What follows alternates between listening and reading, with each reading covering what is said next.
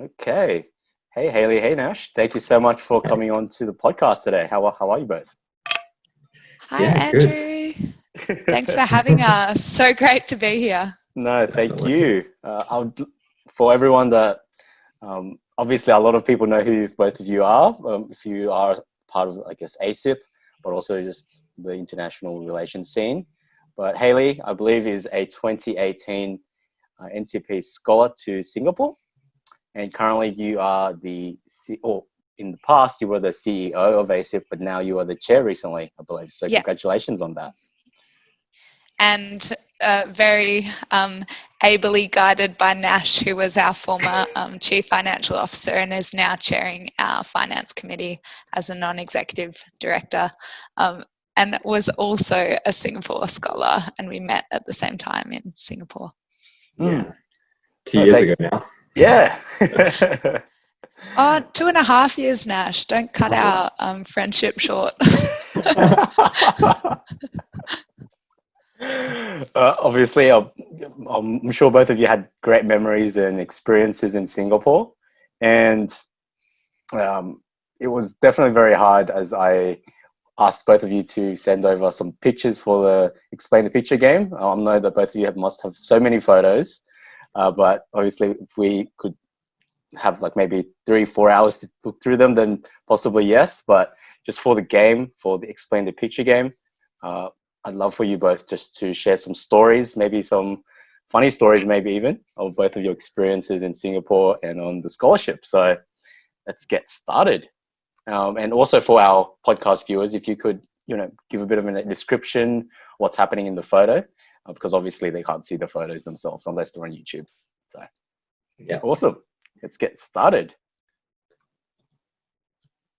All right. I believe this is Nash's photo, but Hayley's also in it. So feel free to explain what was happening during this night. It seems like you both were having a good time. Yeah, so this photo is from one of our first events, like official NCP events, and that was Australia Day. So back in January 2018. So this was after the official event. We went out to a rooftop bar called Lantern, and it has a magnificent view over the Singapore harbour. So there's the Marina Bay Sands in the background, and the Art Science Museum, and then like the whole Marina Bay Shopping Centre behind us. Yeah, and so this was our small cohort at the start of 2018. This was all NCP scholars? Yeah, all NCP scholars. Yeah. I think you can see from this photo how futuristic Singapore looks. I think for Nash and I being in that environment when we both came from a rural background. I mean, Nash went to uni and grew up in Toowoomba, and I'm from country Western Australia. Being in Singapore was like being in a whole new world, and in the future, maybe like 20 years, because they're doing everything so fast and they're so technologically advanced because they're such a small country and they're so innovative, and they're really a centre of financial and technological advancement in the region. So I think you can see in this picture just how into the future it looks. You have this boat on top of 3 huge hotel towers. It's just so cool. Oh, that's actually a really interesting point. Both of you coming from a rural country background, did you miss that more laid back and relaxed lifestyle whilst you were on exchange or the scholarship itself? I would say I missed it, except Nash kept dragging all the NCP scholars out to do hikes in McRitchie Reservoir, which Singapore is about 30 degrees, but like 100% humidity. Or maybe not, maybe I'm slightly exaggerating. But we would be out hiking through, seeing all these monkeys and getting very sweaty every weekend. So luckily didn't feel too removed, but Nash, how did you feel?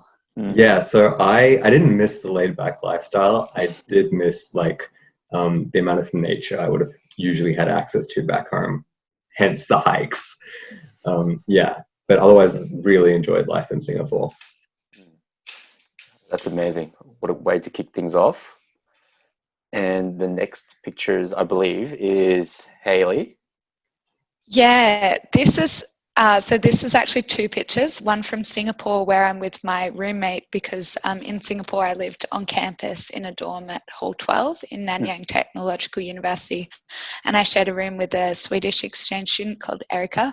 So this is a photo of Erica and I enjoying some fresh coconut juice at a hawker, and you buy it in the actual green coconuts.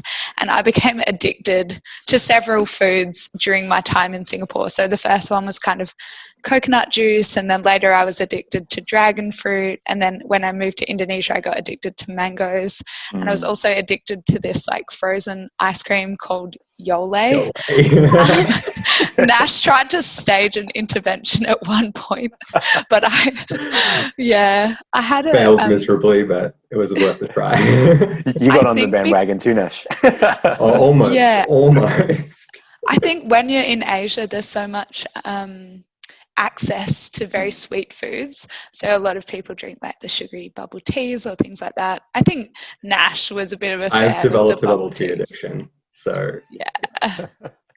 Fell down that rabbit hole. I think if you look at my face in this first photo, I am so happy because I just like there's so much natural sugar in this, and it's just I was on a constant rush of energy while I was in Asia from consuming so much sugar. And then the second photo here is visiting KL. I went across to Malaysia to visit someone who I'd worked with in Perth at uni, and stayed with their family, and they gave me an awesome tour around KL, and this is kind of outside one of the historical buildings, and I was really blown away because in KL there's heaps of really interesting museums. I actually bought this book which I'm still trying to read, which is a history of Malaysia by Leonard and Barbara Andaya, and it's just a really interesting place that I didn't expect when I went there. That's amazing. And for Nash, did you go to any places that you didn't expect but also just blew you away as well? Oh, I think, yeah, like I traveled quite a lot while I was on NCP. I think one of the highlights would probably be Cambodia, like the lifestyle in Cambodia, also just the architecture and of the temples. It was like there's so much amazing stuff in Southeast Asia. It's really hard to just pick one place. It's sort of like, yeah. Where was your proposed program headed to, Andrew? My proposed primary place was China. Wow. I was supposed to go to Beijing and Shanghai, and my secondary was going to go Vietnam. So amazing as well. Yeah. And have you been to China before? I have. I've been for a study tour with my university, and that's what really inspired me to go. And for Vietnam, I'm also ethnically Vietnamese, and I've been there quite a few times. And yeah, that's I guess the main reasons why I actually wanted to go. Yeah, I can imagine for you as well, like going to China, and then also you've been to Vietnam a lot of times, but it's just the culture is so rich and it's so exciting because it's so different to home, I guess. Yeah, every time you do go, I'm sure even the places that you've been to in Asia, well, if you go to the same places, you'll find something different. Either it be a place or the people or just everything. So yeah, hopefully I'll be able to leave soon, and these pictures aren't helping, but I'm sure we're going to we're just going to live down memory lane. It's just more motivation. More motivation, that's the way to look at it. And for Nash, I believe this is your photo. Right, yeah, so this is one of my favorite places in Singapore, and that's the Singapore Botanical Gardens. So what we have pictured here is their lake stage. So it's in the middle of the gardens. It's surrounded by like a moat, and then there's like a huge green expanse behind the picture. And so this was taken on Mother's Day, and so the Singapore Symphony Orchestra has concerts on certain days. So they were playing that evening. Amazing. And you could just go with your friends, like have a little picnic, and listen to some amazing classical music. So just great chill times, green all around you. Are you into classical music yourself, Nash? Sorry, Kelly. Yeah, I am into classical music. I actually played the trumpet when I was back in high school. So what Nash is into more than jazz. classical music is jazz music. Oh. If it had been jazz on the stage, we would never have retrieved him from the Botanical Gardens. He would still be right there now. Did you get to join or play your instrument, or you used to play in high school, but did you get involved whilst you're on an exchange or the scholarship?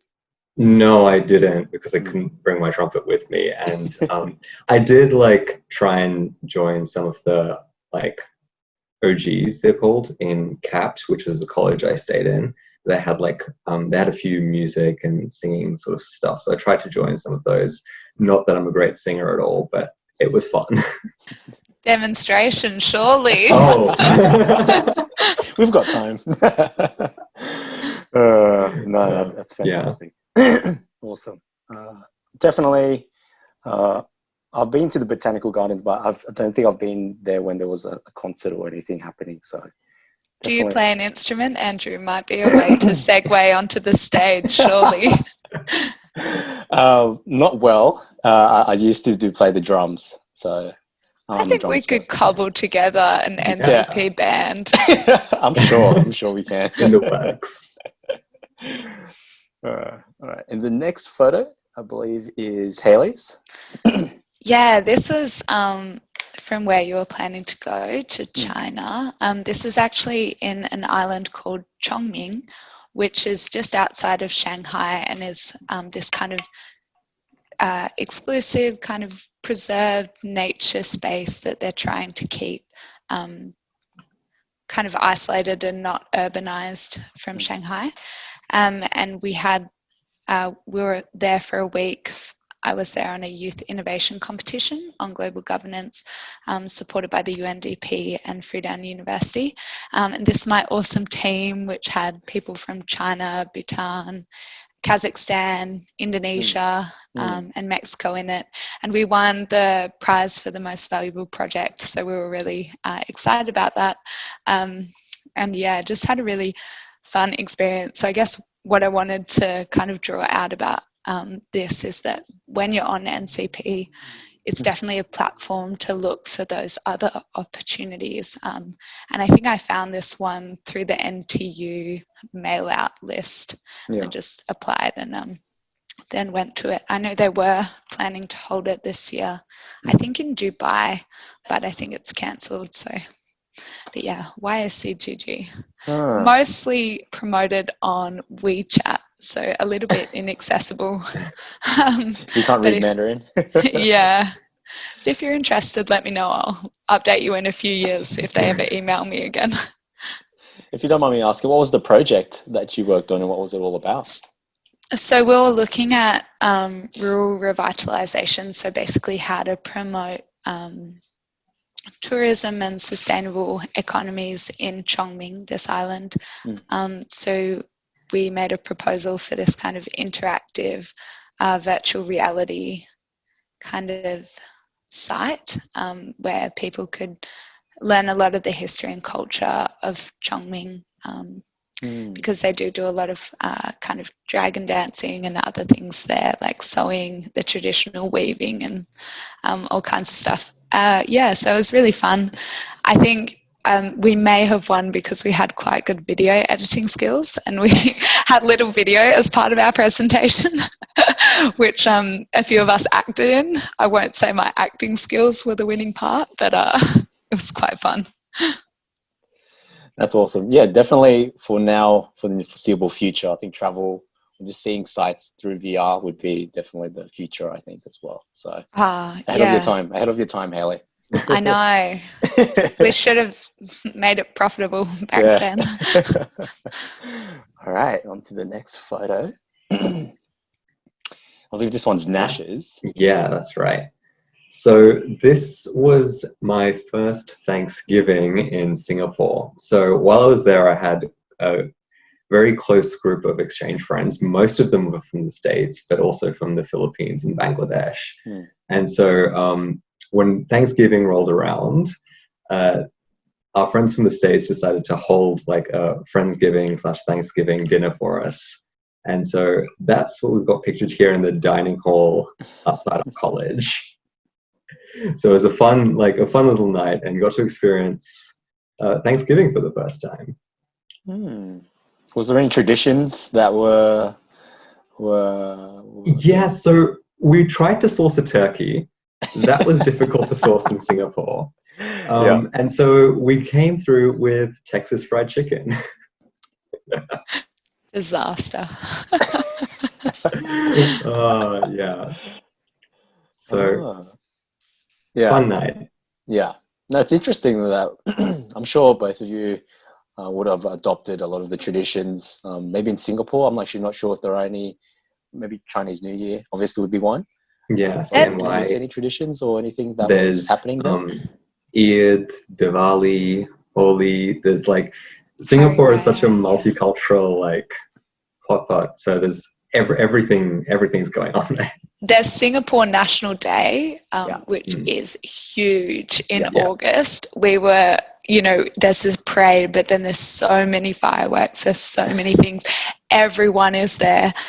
There's this grassy bank up on top of, what is that building? It's like it's the dam that actually blocks off the inland, so the water from, like, it makes it a freshwater lake in Singapore. So Marina Barrage. Yeah, Marina Barrage, and everyone's up on the top of the grass and like taking photos. It's so exciting. And I remember a little bit later in the year, there was also this kind of ghost festival.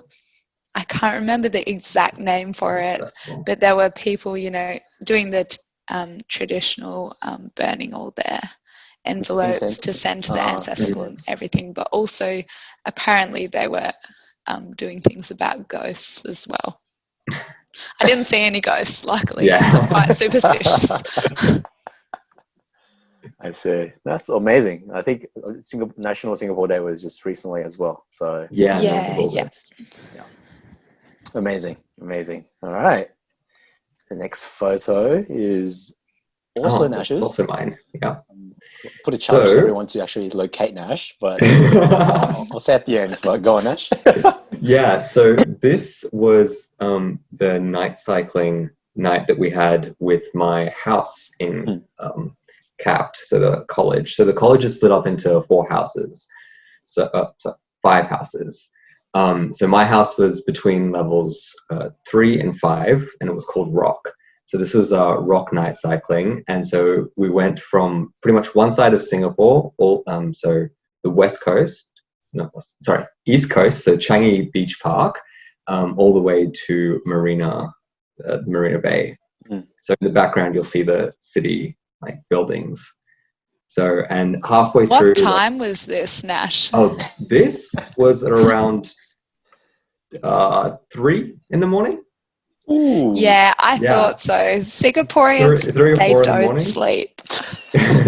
All my Singaporean friends don't sleep. It's terrible. My sleep schedule has been like changed forever after Singapore. Is it because of the humidity or is it just the thing? I don't know. I need like 11 hours sleep, but at like 12 p.m. and Nash is guilty of this, Singaporeans will like go out for supper. And if I eat at 11, I'm going to be up till 6. So halfway through our night cycling, we stopped at East Coast Park McDonald's for supper. And this was like 12 a.m. in the morning. Just part of like living in Singapore. But the reason that you're cycling at night is it's just too hot to do it during the day. And I attempted to do a marathon in Singapore. It didn't go well, but it started at midnight. It was called Sundown Marathon. Oh my. And I finished like the sun was already up. I was like, why am I still doing this? Someone rescue me.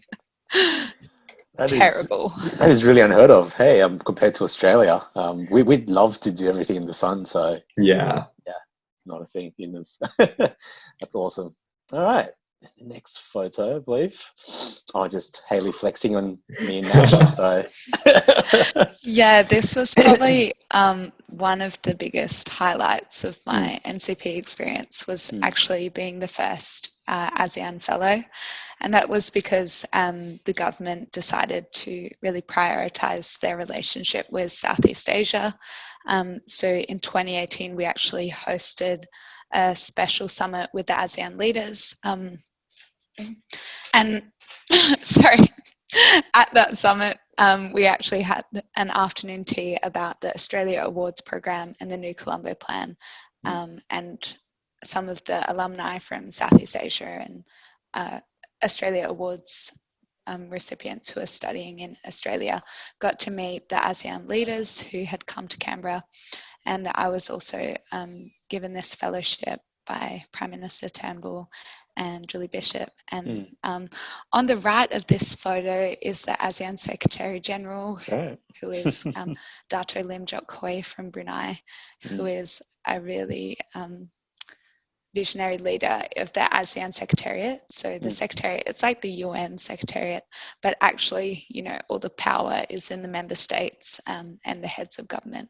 So yeah, I had a really amazing experience learning about ASEAN as an institution while I was in Southeast Asia, thanks to this fellowship. Yeah, that's incredible. Did you have a chance to speak with, let's say, the ASEAN Secretariat? And did you have was there anything surprising, or did he say anything that was really funny or interesting? He was so lovely. So His Excellency, you know, is just the nicest person that I have ever met. You know, when you meet powerful people and you expect them to be looking at their watch and going to their next commitment, he was like, oh, I'm so excited that you're going to be studying about ASEAN. And I told him a little bit about my program and what I was looking to study. So that was really exciting as well. And we actually were blessed to have His Excellency speak at our ASEAN Australia Young Leaders Forum last year in November to address our delegates. And he really emphasised the power of youth in the ASEAN region and in Australia. So I think he's been incredibly supportive of young people, which is really exciting. No, that is really amazing, and I'm sure we're going to touch on later the forum and Asip in general as well.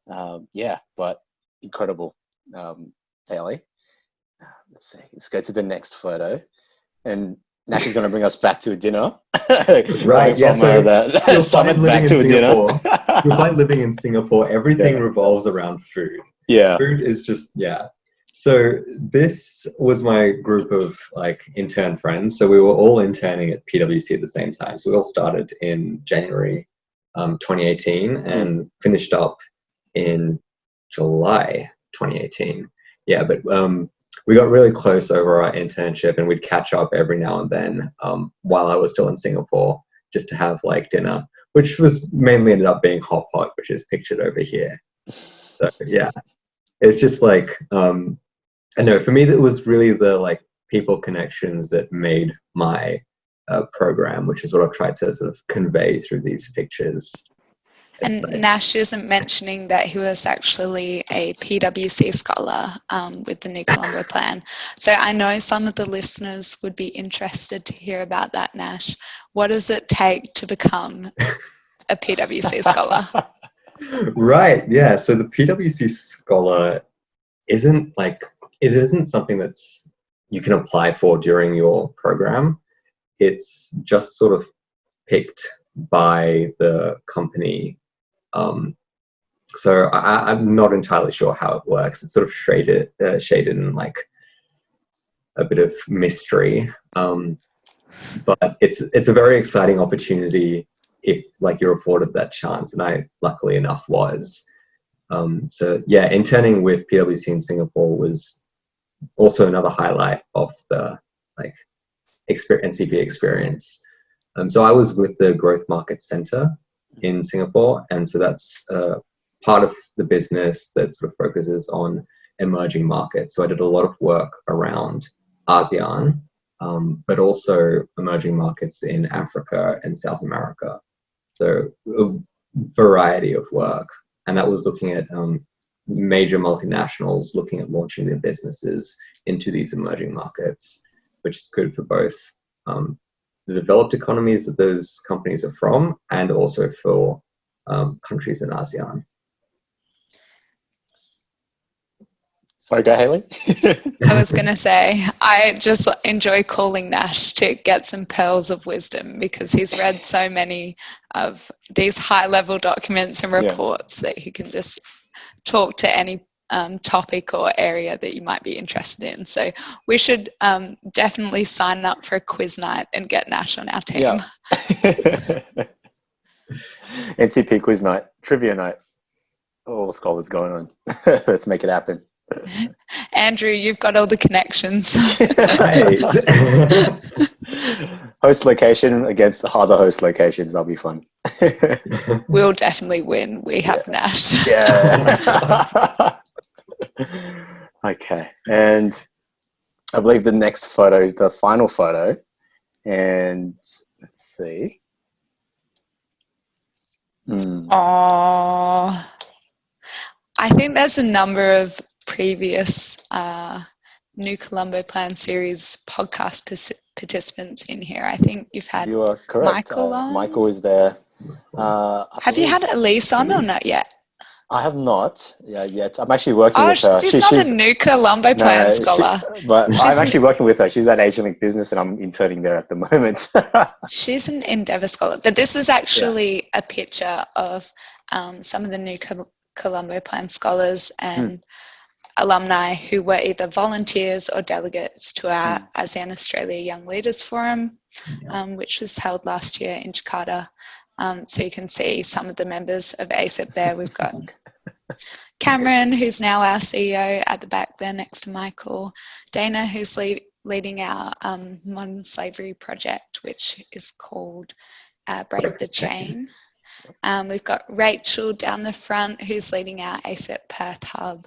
Jemima in the middle, who's working on a few of our projects and also in our digital events team. Ali, who's been leading our publications team. And is that all our volunteers at the moment? I think so. Elise is just a general mentor to the whole team. She gives the best advice, so we'll include her as a volunteer, but also everyone else is an alumni, and they constantly give us help with running our projects. I guess this was an awesome project that we were able to run last year.